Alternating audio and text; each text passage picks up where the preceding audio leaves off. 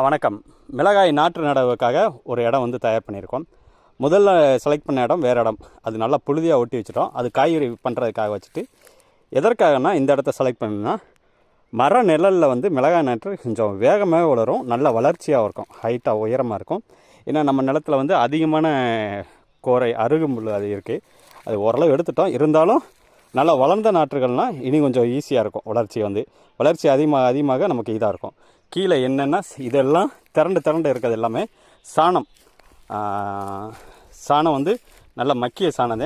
அதுவும் சாணம் வந்து துளையிட்டு போட்டிருக்கு. அது கீழே இருக்கிறது எல்லாமே துளையிட்டு போட்டு அந்த புழுதியாக இருக்கிறது வந்து நான் உள்ளே வந்து இணைக்கிறேன். குருணையாக இருக்கும். அதாவது எலியோட கழிவு எப்படி இருக்குமோ அந்த மாதிரி குருணையாக இருக்கும். அதுதான் சாணம் வந்து சாப்பிட்டு போட்டது.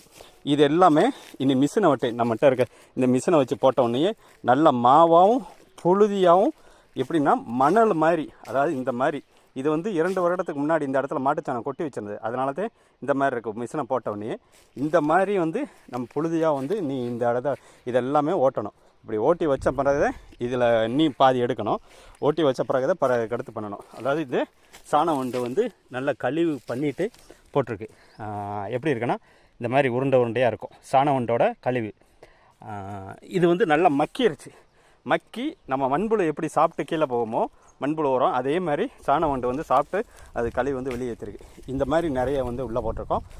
இந்த கட்டி இருக்கிறது எல்லாமே மிஷினை போட்டு அடிக்கும்போது அதுவும் தூளாயிரும். அதே நேரம் மண்ணில் இருக்க கட்டிகளும் நல்லா தூளாயிரும். இந்த மாதிரி தான் நம்ம மிளகாய் நாற்று வந்து தயார் பண்ண போகிறோம். இதில் வந்து நம்ம வேப்ப முன்னாக்கு, ஏன்னா வேரழுகல் நோய் ஆரம்பத்திலே வரும். அது வேப்பம் கொட்டையை வந்து நல்லா தட்டி தண்ணியில் ஊற வச்சு முதல்ல தண்ணி அல்லது 2ஆம் தண்ணி விடும்போது அதோட சேர்த்து சொட்டாக விடுகிற மாதிரி பண்ணும். அது நம்ம வீடியோவில் வருங்காலத்தில் வந்து காமிக்கிறேன். இதே மிளகாய் நாற்றோட